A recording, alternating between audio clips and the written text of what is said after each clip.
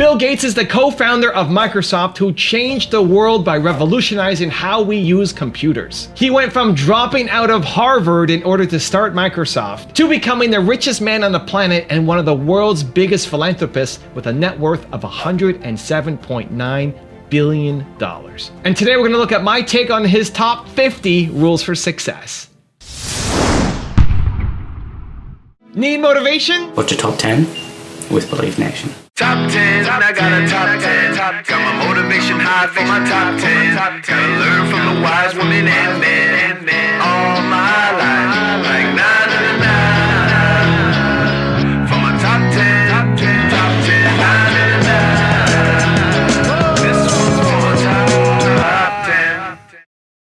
Hey, it's Carmichael, and you are probably the most ambitious person in your circle, but you know you're capable of more, and you get that push by surrounding yourself with the best. So today, let's learn from one of the best, Bill Gates, and my take on his top 50 rules for success. Okay, let's kick it off with rule number 1, have energy. When I started Microsoft, I didn't think of it as all that risky. I mean, I was so excited about what we were doing. It's true I could have gone bankrupt, but you know, I had a set of skills that were highly employable, and in fact, my parents were still willing to let me go back to Harvard and finish my education if I wanted to. You've always got a job with me, Bill. And the thing that was scary to me wasn't quitting and starting the company. It was when I started hiring my friends, and they expected to be paid.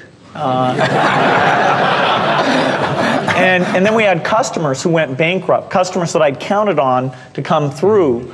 And so then I got this incredibly conservative approach that I wanted to have enough money in the bank to pay a year's worth of payroll, even if we didn't get any payments coming in. And you know, I'm almost true to that the whole time. We have about 10 billion now, which is pretty much enough for the next year. Anyway, you know, if you're going to start a company, it takes so much energy that you know it better overcome your feeling of risk.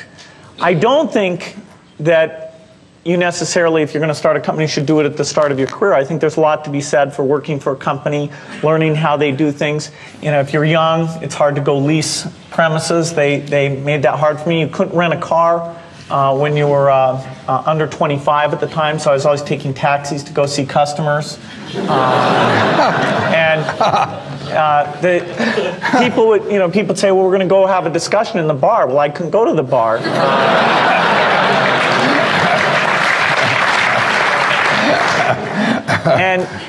But you know, that's fun, because I'll tell you, when people are first skeptical and they think, oh, this kid doesn't know anything, then when you show them you've really got a good product and you know something, they actually tend to go overboard and they think, whoa, you know, they know a lot. Let's really do an incredible amount with these people. So our youth, at least in this country, was a huge asset for us once we reached a certain threshold. It is hard. It's hard to hire older people because they'll be a little bit conservative about whether they should come and take the risk. And it took 3 or 4 years before we could go out into the normal sort of employment pool. But those problems that come with starting a firm, you better think of those as part of the pleasure, part of the challenge that is part of the excitement. Rule number 2, have a bad influence. I want to thank Harvard for this honor. I'll be changing my job next year, and it will be nice to finally have a college degree on my resume. I applaud the graduates for taking a much more direct route to your degrees. For my part, I'm just happy that the Crimson called me Harvard's most successful dropout. I guess that makes me valedictorian of my own special class. I did the best of everyone who failed. But I also want to be recognized as the guy who got Steve Ballmer to drop out of business school.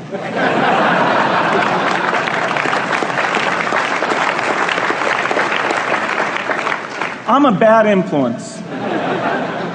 That's why I was invited to speak at your graduation. If I'd spoken at your orientation, fewer of you might be here today.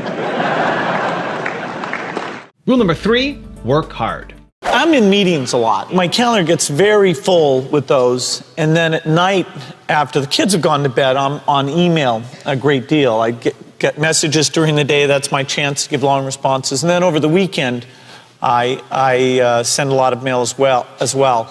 I take 2 weeks a year to just go off and read and think, where I'm not interrupted by work or anything else. I'm just solidly trying to think about the future, and people get to send me things to read as part of that so-called Think Week. So it's a nice mix of things.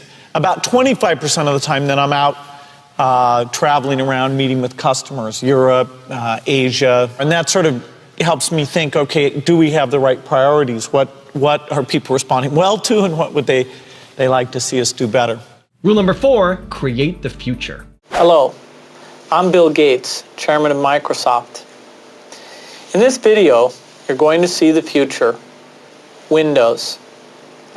Microsoft first came up with the Windows concept back in 1983.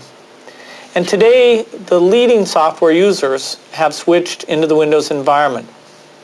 It's really incredible how quickly our powerful applications like Word and Excel and PowerPoint have been adopted. It's not just Microsoft applications. Even companies like WordPerfect and Lotus have now come out with Windows applications. And every week we see new innovative work. It's really attracting all the innovation in the industry. We predicted this a long time ago, and now it's the future. Also, if you want to have more confidence and learn from billionaires, check out my 254 series. They're free. The links to join are in the description below. You really have to believe the internet's going to be mainstream.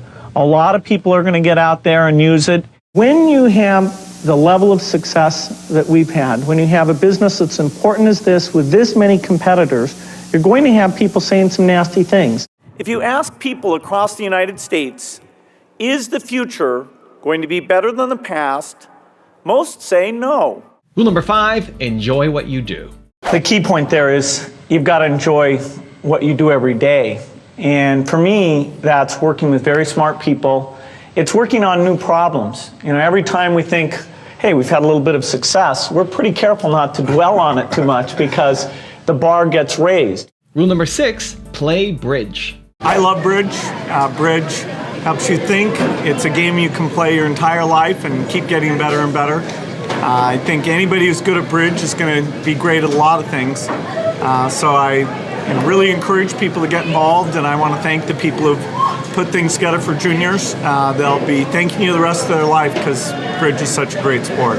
Rule number 7, ask for advice. I'd talk to my dad, I'd talk to Warren, I'd talk to my wife Melinda. So I have enough people that know me and actually know where my judgment isn't its strongest, where I might get overexcited about something or, forget to think about something. And so they're good at correcting, particularly Melinda, good at correcting whatever those blind spots are. And I think it's good to encourage your friends and advisors to really give them that license. I can go to a party and forget to say hello to various people or something. That's a very minor example of my blind spots. Not to the hostess. Melinda would help me do that. Yeah, she would, So, a small number of people that you can turn to on certain key things is a great asset. Rule number 8, pick good people. My best business decisions really have to do with picking people. Deciding to go into partnership with Paul Allen is probably at the top of the list. And then subsequently hiring a friend, Steve Ballmer. And having somebody who you totally trust, who's totally committed, who shares your vision and yet has a little bit different set of skills, and also acts as a check on you. Some of the ideas you come up with, you run by them because they're going to say, hey, wait a minute. Have you thought about this and that? And just, the benefit of sparking off of somebody who's got that kind of brilliance, it's not only made it fun, but it's really led to a lot of success. So picking a partner is crucial. Rule number 9, don't procrastinate. I had one habit that I developed when I was at at college that was actually a very bad habit, which was I like to show people that I didn't do any work and that I didn't go to classes and I didn't care. And then at the very last minute, like 2 days before the test, I'd get serious about it. And people thought that was funny. That was my positioning, the guy who did nothing until the last minute. Then when I went into business, that was a really bad habit. And it took me a couple of years to get over that. Nobody praised me because I would do things at the last minute, and I tried to reverse to students I didn't think that highly of, who were always organized and had things done on time. I'm still working on it, but procrastination is not a good habit. Bill can change clothes in the car. Rule number 10, have a sense of humor. And after I dump this bucket of ice on my head, I get to nominate 3 new people to challenge. So I'm going to challenge Bill Gates, my partner at Facebook, Sheryl Sandberg, and Netflix's founder and CEO, Reed Hastings.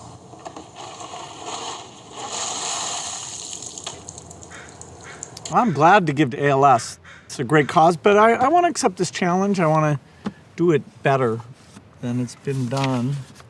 Been working on this, got this design. There we go. Yeah. It's going to be great.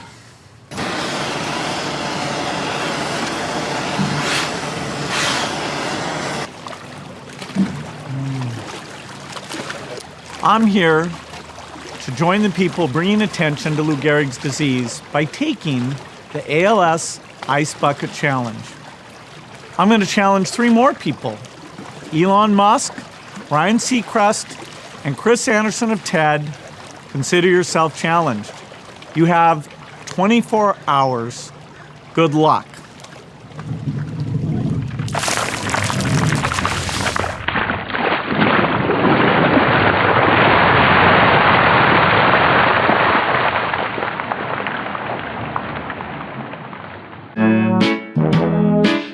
Let me tell you about my best friend. He's a warm-hearted person who loved me till the end. Now, people, let me tell you about my best friend. He's a one-boy, cuddly toy, my up, my down, my pride and joy. People, let me tell you about him. It's so much fun, whether we're walking man to man or whether we're walking sun to sun, 'cause he's my best friend. Yeah, he's my best friend.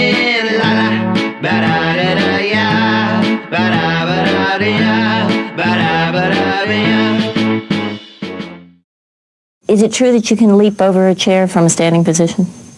It depends on the size of the chair. I'll cheat a little bit. Yes!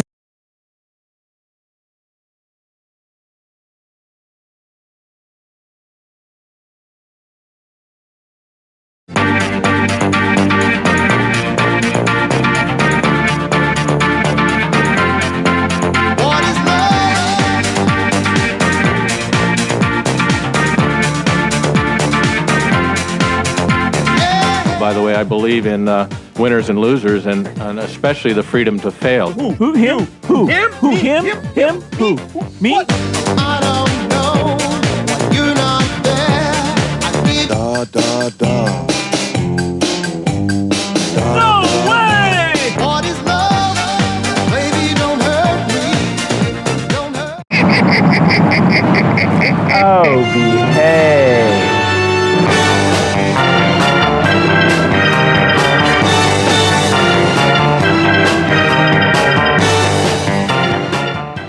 Rule number 11, believe in your ideas. And so you really have to believe the internet's going to be mainstream. A lot of people are going to get out there and use it, and that they're going to be willing to pay for some content. Is that the operating idea that you have? Well, each of these businesses is an entrepreneurial business. The overreaching theme is that, yes, I believe in the internet. I believe it'll get increasingly popular, and we're doing some neat new things to take advantage of that. You've got a lot of cash on hand, yes? Right. All right. It puts you in an enviable position. You can experiment with a lot of entrepreneurial ideas and see what sticks and what flies. Well, we're in business to make money, But the other thing is providing such a cash flow for you. Well, it all belongs to the shareholders. Yeah. We're not dilettantes. No, I know. We are business people. And it is true that if you find an idea that requires 3 or 4 years of improvement and patience and really sticking with it, that we're very good at that. Take Windows, which we bet our company on. Everybody doubted that would succeed. IBM did not support us in that. It took longer than we expected. Over 4 years before finally graphical interface got popular, and now people take it for granted. It's part of every personal computer, and you just expect it to be there. That was one of the grand successes of the company. In the same way, we're betting on the internet, that our tools there will be popular, and that a few of these content plays that we've decided to get involved in, that the scale and the users will make those into great businesses. Rule number 12, create the best products. Well, certainly every product we do is absolutely as capable as it can possibly be. There's no holding back. The people at Microsoft come into work every day building the best products they can. And they're very proud. You go into schools and see how kids are using this stuff. Go and ask people about how their jobs have changed because of the personal computer. We're sitting there listening to our customers saying how they'd like to make things better. So we do absolutely our best job. And in fact, that's why we've been successful. Anybody who holds back in this business isn't going to be around for long, because this is a business where you always have to be moving at a very rapid pace. Rule number 13, don't take things personally. You have for years, ever since you were a little boy, I hear, been called a nerd. Do you care? Does it hurt you? Well, nerd means a lot of things. I'm somebody who can sit and read a book about science for hours on end, and I don't mind being labeled as somebody who finds that interesting. There is hardly a day in which something is not written about Microsoft. It has become almost a frenzy. You're being called the evil empire. You forget being called a nerd. You are now being called arrogant, greedy, the devil. You've read all this stuff or heard that this has been said. What do you say about all of this? Well, it's a very competitive business. And that's all? Oh, no, absolutely. When you have the level of success that we've had, when you have a business that's important as this with this many competitors, you're going to have people saying some nasty things. And so you have to learn a little bit not to take it too personally. Rule number 14, always be a student. You went to Harvard and you dropped out. Have you ever thought how your life could be better off if you had gotten your Harvard degree? Well, I'm a weird dropout because I take college courses all the time. I love learning company courses and things, so I loved being a student. And there were smart people around, and they fed you, and they gave you these nice grades that made you feel smart. So I feel it was unfortunate that I didn't get to stay there, but I don't think I missed any knowledge, because whatever I needed to learn, I was still in a learning mode. Rule number 15, be fanatical. People who end up being successful are often, not always, but pretty fanatical about the thing they're trying to do. I remember one industry panel where there were about 7 people, and the debate was, would the computer interface be this character mode thing, or would it be graphics user interface? And at the time, the graphics user interface stuff was so slow, it was laughable. And writing software was so bad. It was Windows 1.0. And so the people on the panel were saying, no, this is kind of a stupid thing. And I was saying, no, believe me, this will be great. And one of the guys on the panel said that hey, Bill is wrong, but Bill works harder than the rest of us, so even though it's the wrong solution, he's likely to succeed. And that was the best compliment I ever had, was that just by working day and night, I could send the industry in some funny direction. So, I was fanatical in that period of time. That is, I didn't believe in vacation, I didn't believe in weekends. So it turned out that worked for me, that we got our company going at a speed that allowed it to make mistakes faster than other people were, and kind of see those mistakes. Rule number 16, take your competitors seriously.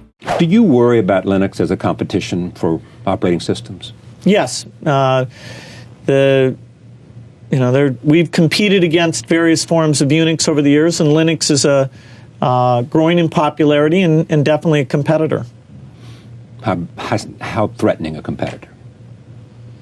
Well, it's a competitor we take very seriously. I think, part of Microsoft's success is that we don't underestimate the importance of the work that other companies are doing. And so we look out, we think, are there aspects of that are best practices? For example, online support, some of the community things that are done around Linux are done very well. So we're thinking about it, making sure that our innovation will make sure that our value and our leadership stays in front. Rule number 17, learn to say no. The first time I met Warren, we were talking about getting together and doing something again, and he pulled out his calendar, and the pages were so blank. And I said, wow, you've managed to avoid getting tied into a lot of kind of meaningless activity. And Warren said, yeah, you have to be good at saying no and picking the things that really make a difference. And that's one of many things I've learned from Warren, but that's one of my favorites. And so I can blame it on him whenever I'm turning things down. Rule number 18, make a difference. You have made a significant contribution in the fight against AIDS in Africa. You have funded, to a large degree, vaccines and vaccine research. Give me a sense of where that's directed and what success you think we're making and your own particular interest in public health in the world. Well, this is a real passion for me, so I'll give a succinct answer.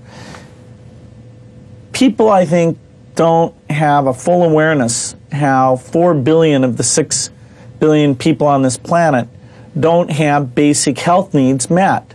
The death rate of infants, the epidemic infectious diseases that are just a way of life in most of the world don't exist in the developed world.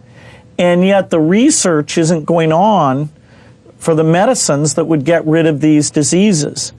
Even diseases like tuberculosis, where for a few $100s lives can be saved, that's not being done. Vaccines aren't being moved from the rich world to the poor world. AIDS is the most extreme, where the prevention measures that could prevent this from becoming a huge epidemic in countries like India, Nigeria, and many countries where it's not in huge percentages Hasn't today. reached the proportions of Africa. The right things, I think, are not being prioritized.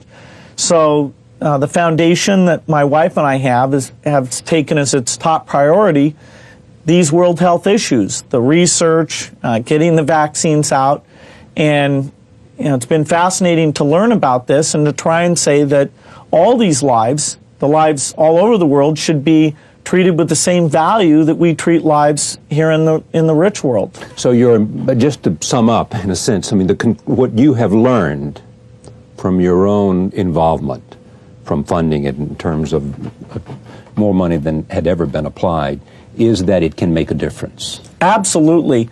Millions of lives can be and should be saved through these efforts. And we can make a difference, and we can encourage others to get involved. That was my last question. Is that happening as you fund these efforts? Is it becoming a kind of wedge that other governments and other foundations and other sources are following suit or matching? Yeah, we've seen a good start, I would say. The vaccine fund we put together, we put in $750 million now. Governments have agreed to put up $500 million in addition to that. In the AIDS area, some of the things we've backed have been able to attract additional money. Having said that, this is a cause that somehow deserves more visibility, because when you talk to people about this and they hear about malaria or AIDS, they really do care and they think their government's doing more. And so, when I'm not working, a lot of my creativity is going into what could be done to show people that their money would be well spent, it would make a difference, and try and make sure that world health gets more priority. Then you can save lives. That's what it's all about. Rule number 19, surprise the pessimists. If you ask people across the United States, is the future going to be better than the past? Most say no. My kids will be worse off than I am. They think innovation won't make the world better for them or their children. So who's right? The people who say innovation will create new possibilities and make the world better? Or the people who see a trend toward inequality and a decline in opportunity and don't think innovation will change that? The pessimists are wrong, in my view, but they're not crazy. If innovation is purely market-driven and we don't focus on the big inequities, then we could have amazing advances and inventions that leave the world even more divided. We won't improve public schools. We won't cure malaria. We won't end poverty.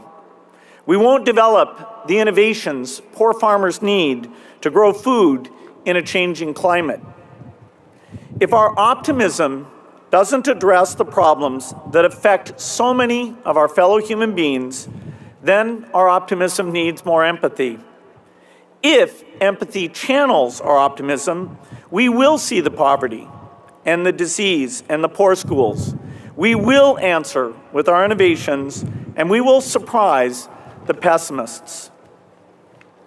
Over the next generation, you Stanford graduates will lead a new wave of innovation. Which problems will you decide to solve? If your world is wide, you can create the future we all want. If your world is narrow, you may create the future the pessimists fear. I started learning in Soweto that if we're going to make our optimism matter to everyone and empower people everywhere, we have to see the lives of those most in need. If we have optimism without empathy, then it doesn't matter how much we master the secrets of science. We're not really solving problems, we're just working on puzzles. I think most of you have a broader worldview than I had at your age. You can do better at this than I did. If you put your hearts and minds to it, you can surprise the pessimists. We're eager to see it. Rule number 20, earn respect. I mean, you're obviously going to go down in history as history books already said kind of thing. But what's the greatest misunderstanding between you and your relationship and about each other? What would you say would be this idea of catfight, this idea of which one of the many? We've kept our marriage secret for over a decade now. Canada, that trip to Canada.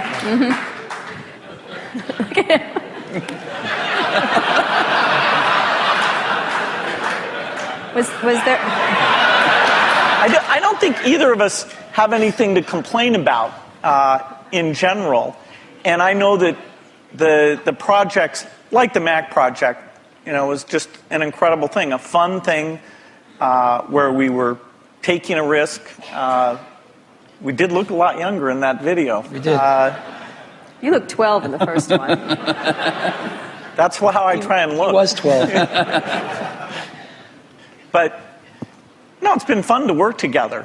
And I actually kind of miss some of the people aren't around anymore. People come and go in this industry. It's nice when somebody sticks around and have some context of all the things that have worked and not worked. And the industry gets all crazy about some new thing.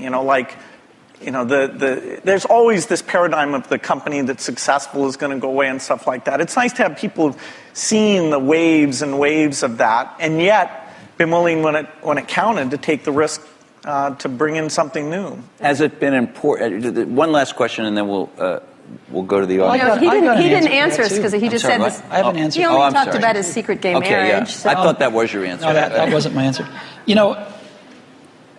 When Bill and I first met each other and worked together in the early days,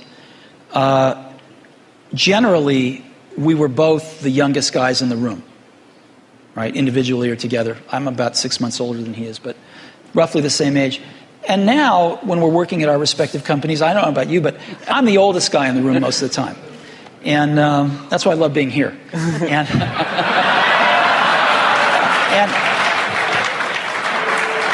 So happy to oblige. Happy to oblige. And you know, I think of most things in life as either a Bob Dylan or a Beatles song.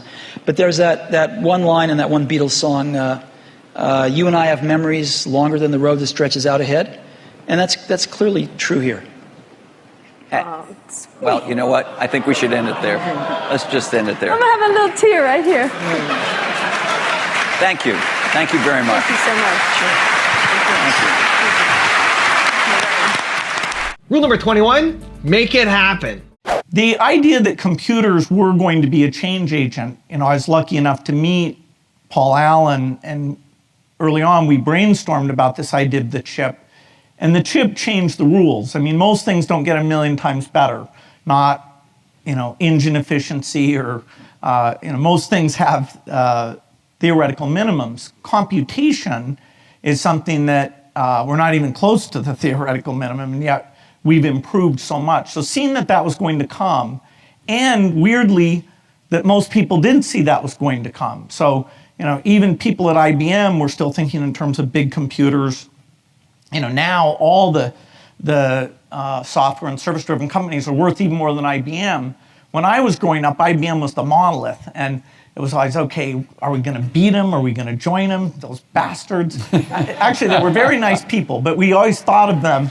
And they sort of stood for these big computers that only big companies and governments could get the benefit for. So actually, we played off of that to have this power to the people, personal computing type thing. Of course, now we're a big company, and somebody can play off of us. The idea that a young person can start a company here is a super nice thing, because although people at first are skeptical, as soon as they realized their normal model of what I knew and what I could do, that I didn't fit that normal model, then they assumed I knew way more than I did, and I could solve all sorts of problems I had no clue, you know, how to solve. But, you know, it was nice that people were kind of agog that we had built this company and done these things from a young age. So I think the culture of America, that, you know, almost the American dream type success story, worked out. Rule number 22, be a learner.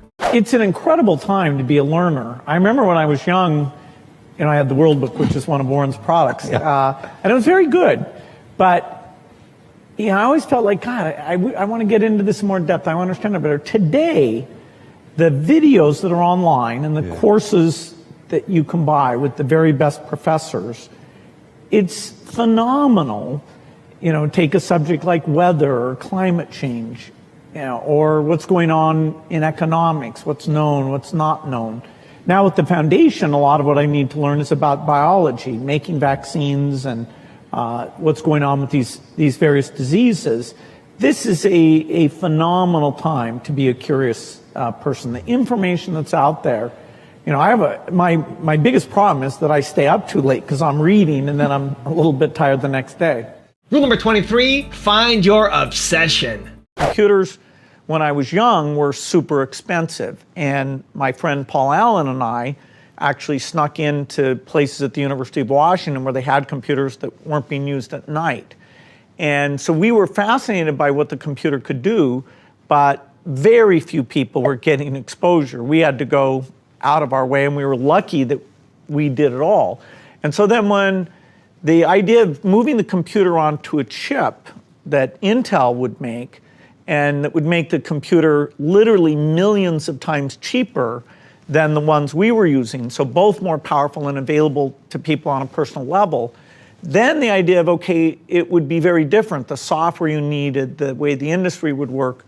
We were super lucky to be there when that was happening. So what did your family think? Did they say there's something wrong with this young man? He wants to just do computers? They knew I was obsessed with computers, that I would skip athletics, that I'd go in overnight, that I'd, you know, leave the house sometimes when they prefer I wouldn't go work at night on these things.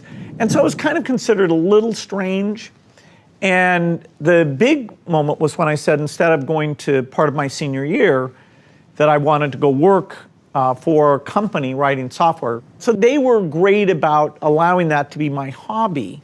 Rule number 24, learn to delegate.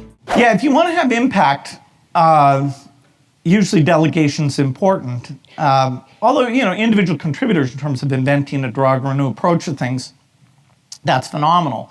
So when Microsoft first got started, I wrote most of the code, and everybody else's code I read and kind of rewrote. And that got us up to 10 people. And then I had to say to myself, okay, we're going to ship code that I didn't edit. And that was hard for me. But I kind of got over that. Then I still said, okay, I'm going to interview everyone, and I'm going to at least look at samples of their code. Well, that got us up to about 40 people. And that was at a point where I had sold way more software than we could write because everybody was so impressed. And I thought, well, I need to collect enough money to keep hiring all these people. But the demand was so high that we were actually falling behind. That's when I hired Steve. And Steve figured out, how to control what promises I made to people, and B, how to hire lots of people, and really good people, and create organizations and teams. So I delegated to Steve that, and he was constantly saying to me, okay, we're going to hire programmers that you've never met. And I'd say, no, we're not. And then he would show me numerically that the constraint wasn't going to work. Then I said, okay, then I would, know all the managers of the people. And so over time, and of course, I could say the quality per person was falling monotonically, according to me. But, large problems, if you want to, write the most popular office productivity software, that one person absolutely can't do that. You can write pretty code. So everyone has to decide what scale of organization they want to work in. Eventually, my role was very much as a leader and a reviewer of managers, but the top people, and I hired some super experienced people, I would make sure they were pursuing a common vision and they were well coordinated. But in terms of a lot of management stuff, they were way better than I was. Now I had to have the framework to know what mix of skills that we needed and when they were working well enough together. But a lot of my value added was picking, say, to do graphics user interface or to do an integrated office type thing, or to go global and not use agents to have Microsoft be present all over the world. And so, yeah, picking what you're good at and how you find the other people to fill in those things, that's super important. And most founders aren't able to scale that up and kind of give up the hands-on things that they used to get a lot of pleasure and comfort from. Rule number 25, have curiosity. I find the world in just such an interesting place. So we like to compare notes on it. When we compare notes, we have a lot of fun doing it. One of the things that happened tonight, Bill, was that I guess your dad at the dinner said, what's been the most important quality for you? And you found out that you and Warren had the same word. Yeah, I think curiosity, which Warren mentioned, is an amazing thing where you try and predict what's going to happen, and then when it doesn't, you sort of think, well, that drug didn't get invented, that stock didn't go up, that approach wasn't popular. What is it about my model of the world that's wrong? Who could I talk to? What could I read? And the things that have happened since 1991, mostly good things, have been amazing and just, so much fun to talk about. We read the news and we think, God, what did Warren think about that? Rule number 26, don't focus on the money. So you are here with your daughter who is 21, right? And you were 21 when you became a billionaire. Is that right? Almost, yep. All right, so around that age. You were like the youngest person to become a billionaire. Is that right? Yeah, in terms of my own, earning it on my own, yeah. Right, okay, so, well, it's just the most important thing, yeah. So, when you were a kid, did you care about money, or you just cared about technology and it just happened? Mostly I love software. I do remember at the private school I went to, there were other kids whose families were better off, like they had a Porsche or something, but it wasn't that big of a deal. My thing was that I just loved doing software, I loved hiring people, And I was stunned when it ended up being so valuable. Really? Yeah. It surprised you? Yeah, because I always had to be careful that we wouldn't hire too many people. I was always worried because people who worked for me were older than me and they had kids, and I always thought, well, what if we don't get paid? Will I be able to meet the payroll? So I was always very conservative about the finances. And then when we did go public, what was I, 30 by then I was kind of stunned at what it multiplied out to. Rule number 27, solve problems. My question to you is, if you suddenly found yourself to be, say, a sophomore in college at Harvard, what do you think you would study, and how do you think you'd spend your time engaging in activities? Well, the thing that you're likely to be world class at is whatever you obsessed over from, say, age 12 to 18. You know, in my case, it was writing software, where I would think I was good, and then I would meet somebody who would tell me I wasn't, and I would look at their code, and I went through 4 sort of comeuppances of, oh, that's what a really good programmer looks like. And part of the reason I worshiped Digital Equipment was eventually it was a couple of their very best programmers who came and shared with me how they thought about it, how they did things. And I had studied their code, and there were several people who were so key to my doing that. So today, I would go into software, which today that means going into artificial intelligence. Computers still can't read. They cannot take a book of information and say pass an AP test on that book. And that's a solvable problem, but it's a knowledge representation problem. And I've always wanted to solve that problem. I'm jealous that maybe one of you gets to work on that. I'm unlikely to go back and be hands-on in that way, but it's the juiciest problem ever. I've thought about it for a long time. So I would go into AI. Rule number 28, invest in good friendships. I'm curious about your insight related to relationships. Yeah, some friends do bring out the best in you. And so it's good to invest in those friendships. And some friends challenge you about things you're doing. And that level of intimacy is great. I wouldn't say that I was so obsessed with work. I didn't invest, I'd say, in my 20s and 30s as much as I should have. It's really through Melinda and seeing, other people, I realized, okay, that is, it's really worth the investment to have those people as you're always there to help them and vice versa. Rule number 29, control your time. I also remember Warren showing me his calendar, and I love this. I had every minute packed, and I thought that was the only way you could do things. And the fact that he is so careful about his Can I show this to the audience? He has days that there's nothing on. Absolutely. Yeah, I'm trying to show. Some of the best ones. And this is October. It's very high tech. Be careful. No, you might not understand. I'm going to hold. I'm not going to show the thing. But this is the week of April, of which there are only 3 entries for a week. Yeah, there'll be 4 maybe by April. File tax. So that taught you what? To not to crowd yourself too much and give yourself time to read and think and... Right, that you control your time, and that sitting and thinking may be a much higher priority than a normal CEO who, there's all this demand and you feel like you need to go and see all these people. It's not a proxy of your seriousness that you filled every minute in your schedule.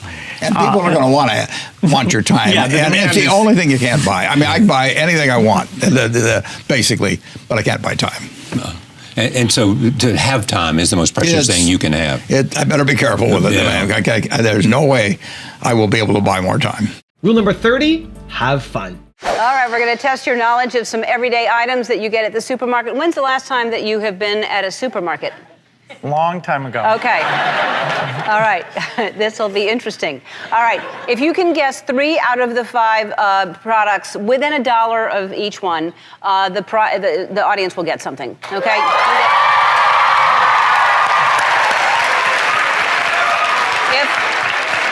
If you get all of them, we'll pay off your children's student loans.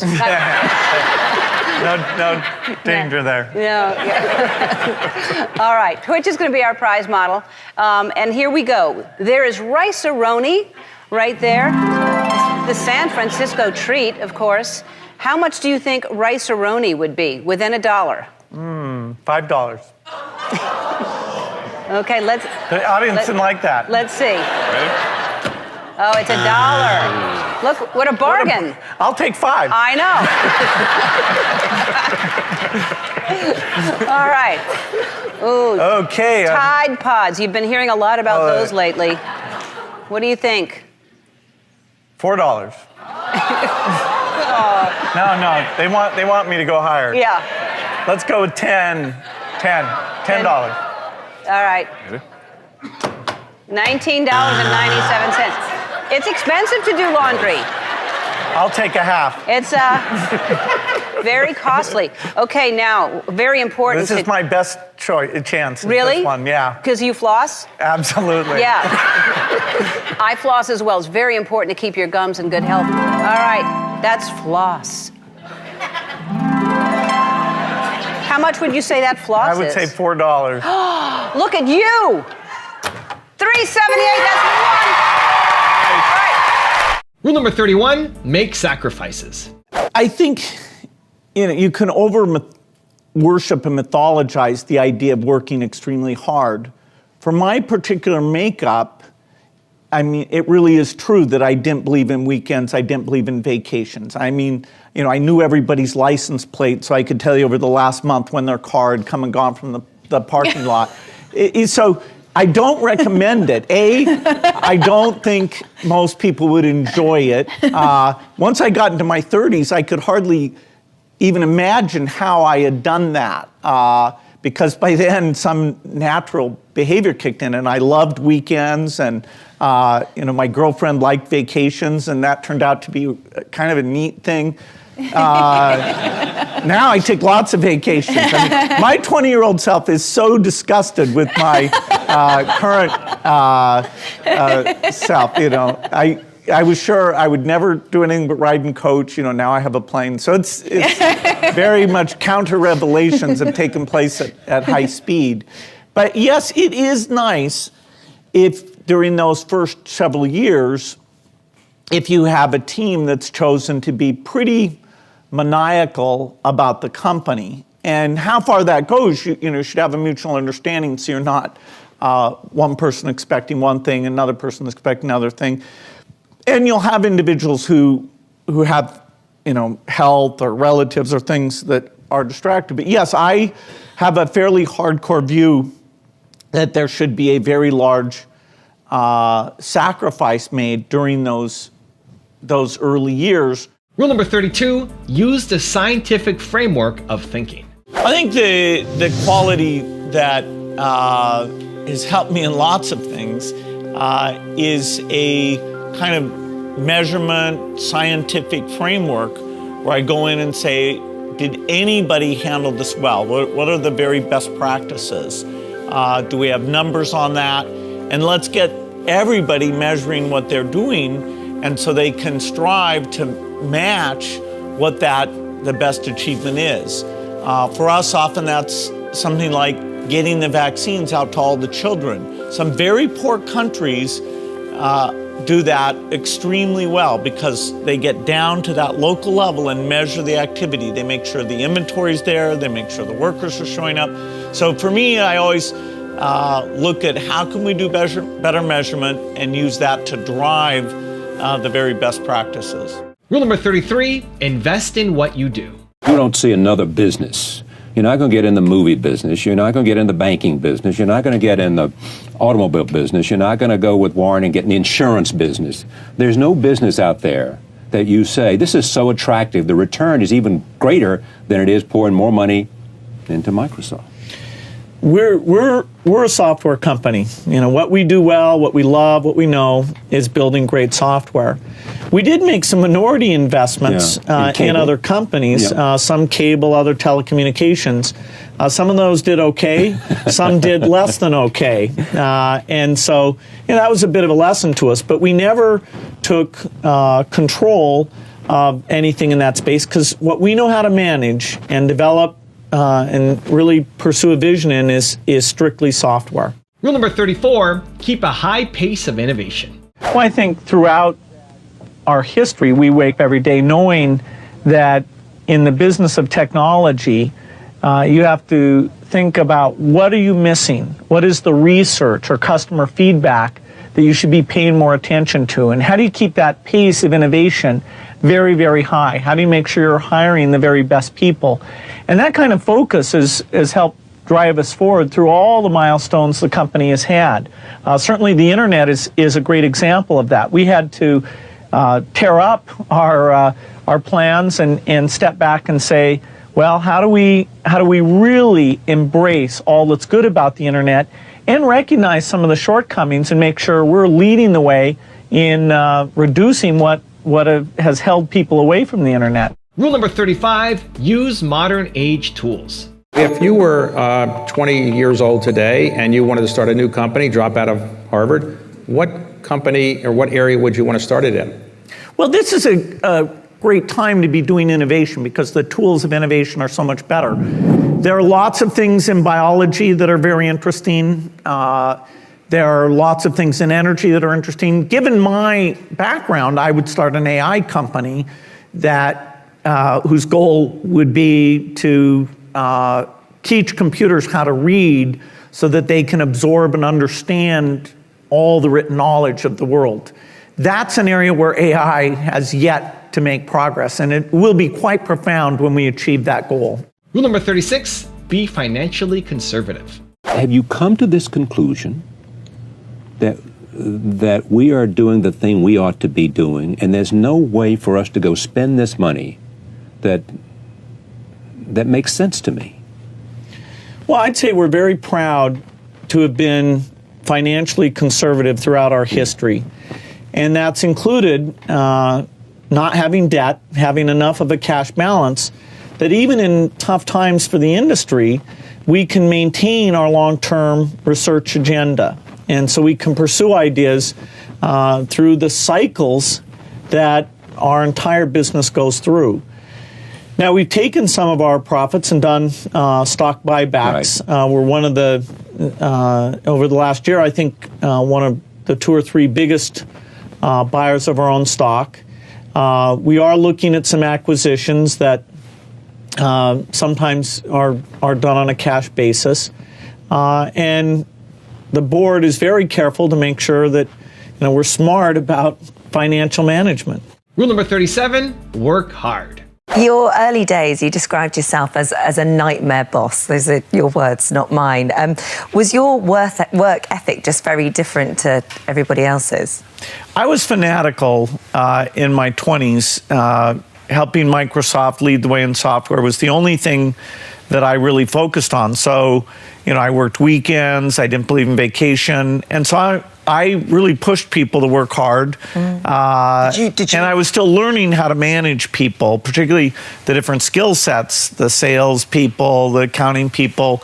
And so, I fortunately, I think I'm a little bit better now. Rule number 38, develop your communication skills.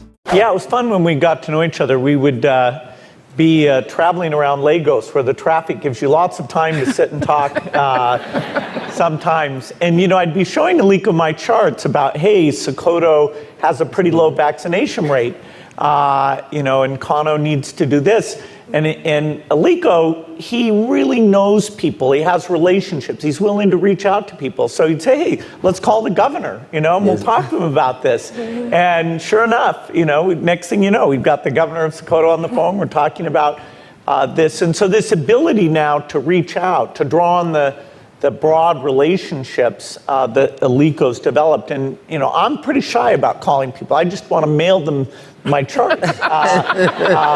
But in fact, what's come out of that is that Aliko and I do a video conference call with 6 of the governors in the northern states, where twice a year we look at vaccine coverage. Is the supply chain working? Are the workers showing up? Are the healthcare posts in the right locations? And it's a big challenge, but really drawing on Aliko's communication skills and the fact that he's not afraid to call anyone. Everyone he wants to talk to him. It's been phenomenal. Rule number 39, be patient. And so I get to, when I say, okay, we're going to build a TB drug team, we're going to build the TB vaccine team, we're going to build a, kill all the mosquitoes in the world, gene drive CRISPR team. I get to, in terms of how we fund that, organize it, how many locations, do we wait till they have this result before we scale it up? I get to use the same, or 80% the same type of thinking that I exercised in terms of, okay, let's go do Windows, let's go do Excel. So it's backing engineers, it's getting a sense of the team, what needs to be added to that team, or the IQs on the team adding up as opposed to subtracting from each other. And it's very comfortable because the most intense period of Microsoft was where these teams were about size 30. And for our diseases, typhoid, rotavirus, there's a lot of diseases that hopefully you'll never hear of again, most of which don't exist here in the US. But so it is very, very similar. It takes a decade generally from start to finish. The AIDS vaccine, actually, we're on year 14, and it'll probably be another 8 to 10 years before that one is completely done. So some take as long as 20 years because there's many dead ends and you have kind of a portfolio of approaches. But yes, I feel like my working with governments, hiring smart people, managing teams, it did prepare me well for this very operational organization that's a lot like a business, except that our profit is lives saved as opposed to a monetary measure. Rule number 40, be optimistic. How do you retain your optimism? It's great that people are worried about the problems because they require action. Even take inequity. Globally, inequity is down. That is, the poor countries are getting richer faster than the richer countries are getting richer. Right. The bulk of humanity lives in middle-income countries today. If you go back 50 years, there were very, very few middle-income countries. It was pretty bimodal, where you had India and China, Africa were poor, and then Europe, US, Japan starting to be fairly well off and not much in the middle. But today, China's at the high end of middle income, India's at the low end of middle income, Brazil, Indonesia. It's a phenomenal story. And the ability of science to solve problems, clearly in the case of heart disease and cancer, we'll make a lot of progress. Some of the more chronic diseases like depression, diabetes, I'm optimistic. Even obesity, we're gaining some fundamental understandings of the microbiome and the signaling mechanisms involved in these things. So yes, I am optimistic. It does bother me that most people aren't optimistic. And, so one of us is wrong and one of us is right. Rule number 41, love what you do.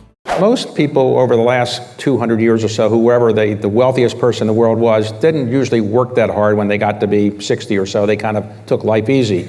You seem to be working pretty hard. What motivates you to still work so hard? Well, I love my work. The work of the foundation is super interesting. I get to meet with the scientists. I get to go out in the field. I do think your habits are sort of set in your 20s and 30s. And by my standards of the 20s, I didn't believe in weekends back then, not to mention vacations.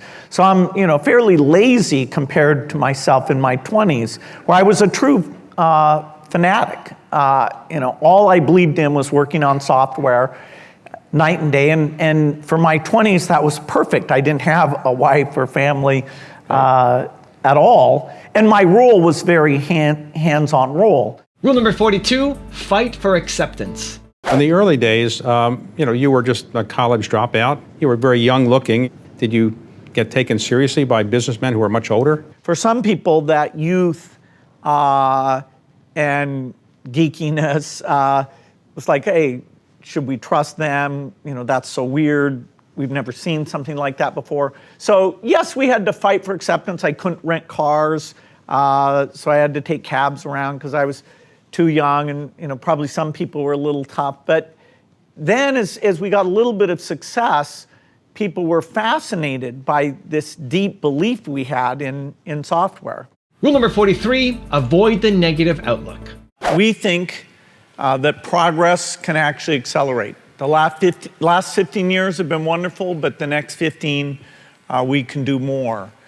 And some people worry that when you talk about progress, that it'll reduce people's commitment to make things better. They think when you talk about progress that it shows you're naive and that maybe you don't realize all those things that are left to be done and how horrific they are. And you know, so sometimes purely that negative side of the story gets told, but you lose something very important if you only look at it that way.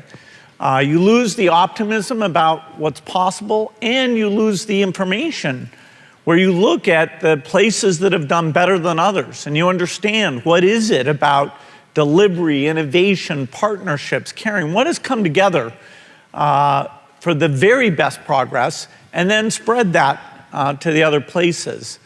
That's what will help us drive at full speed. Rule number 44, take calculated risks. Urgency that I felt that if we didn't get Microsoft going right away, that somebody would do a great job building a software company, we won't have a chance. That probably ended up not being true, that I could have waited 2 or 3 years and the opportunity to do Microsoft still would be there. But anyway, I felt a sense of urgency.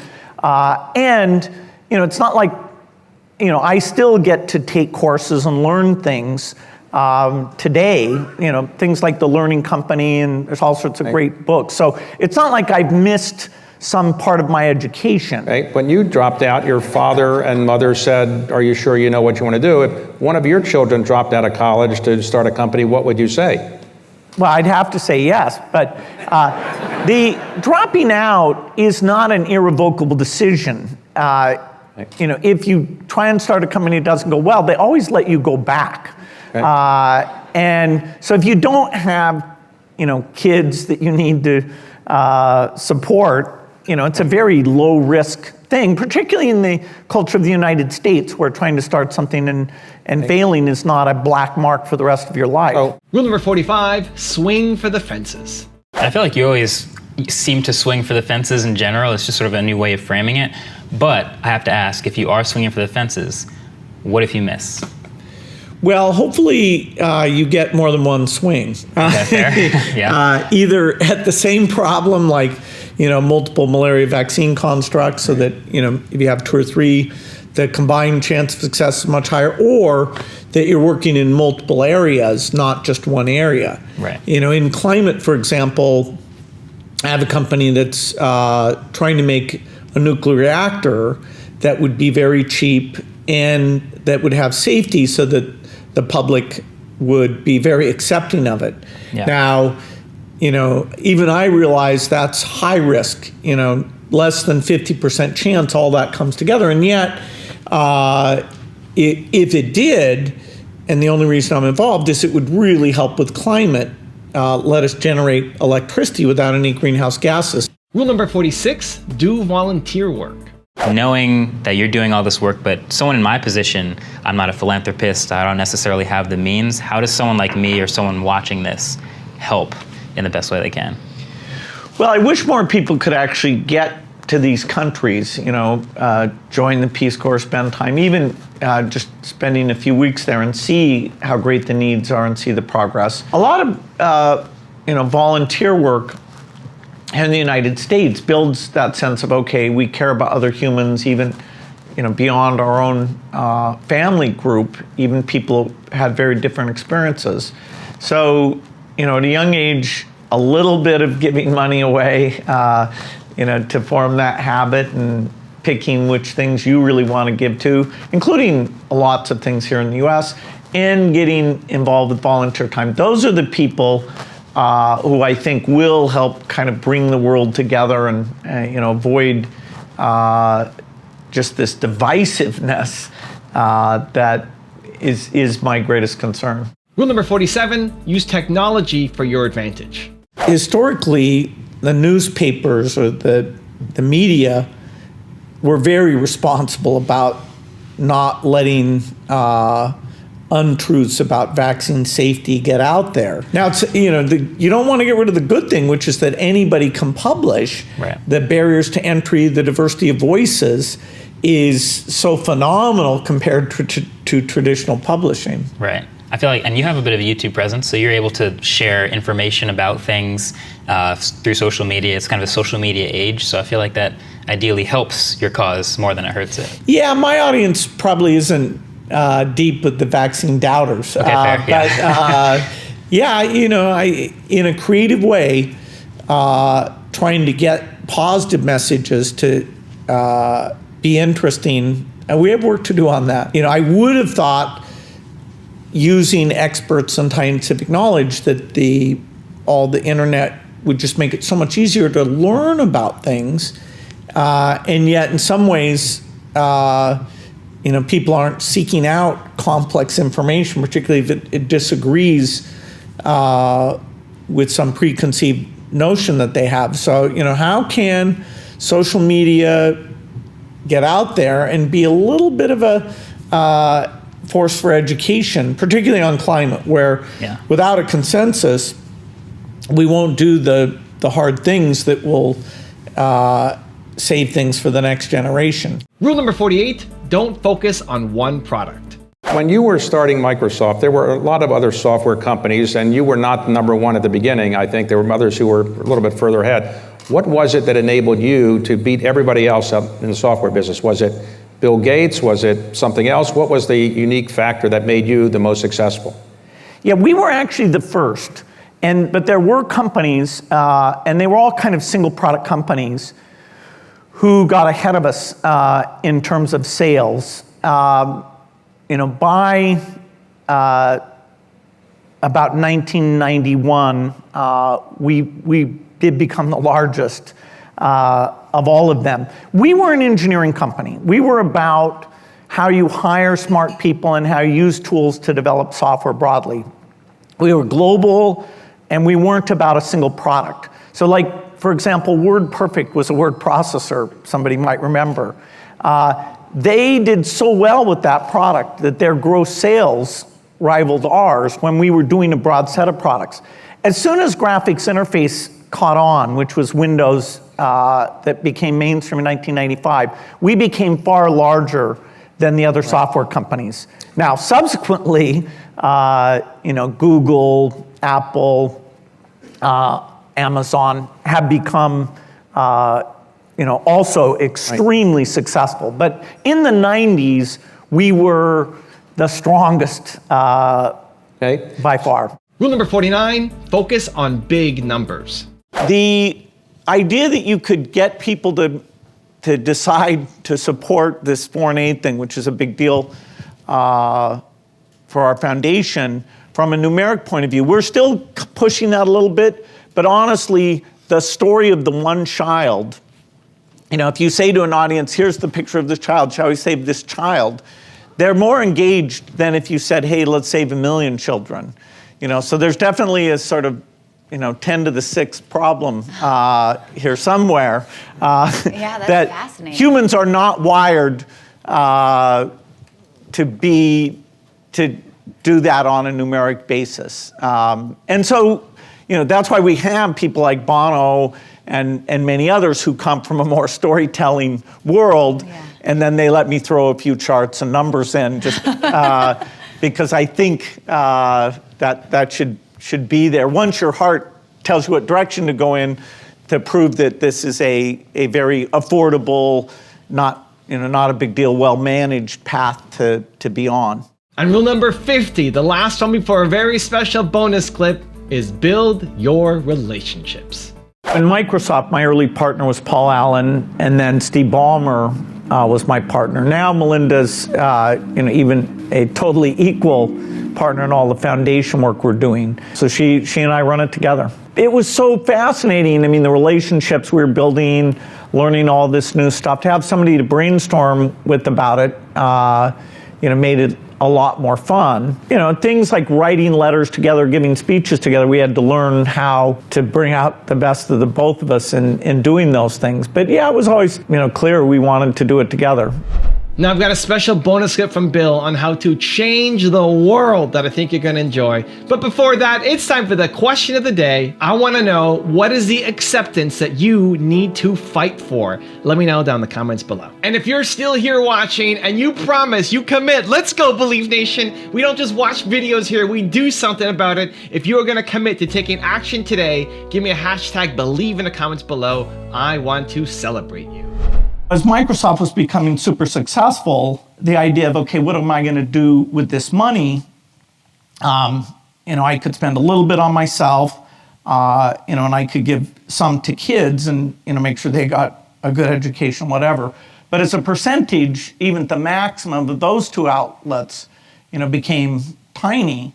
And so then it was, okay, what do philanthropists do? And studying Rockefeller and all sorts of people who've done all that stuff, I thought, oh, well, this is interesting.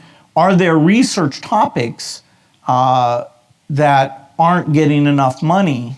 And that's where I started to learn about global health and realized that, like malaria, nobody was putting any money into malaria. The US Army historically had put money in because troops were exposed to malaria, but then they got these drugs, prophylactic drugs, like mefloquine, larium, and so they didn't need to put any more money into it.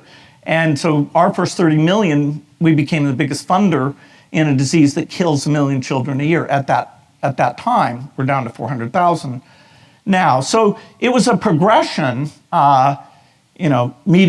working with Paul Allen in high school, working with Steve Ballmer at Microsoft, then meeting and marrying Melinda. Each of those, were very, very important in getting my mind, shaping whatever abilities I have towards something worthwhile. If you want to see the top 50 I did on Bill's friend Warren Buffett, check out the video right there next to me. I think you'll enjoy it. Continue to believe, and I'll see you there. I was 20 years old at the time and looked about 16 and acted about 12, so I was not the most impressive salesperson anybody ever met.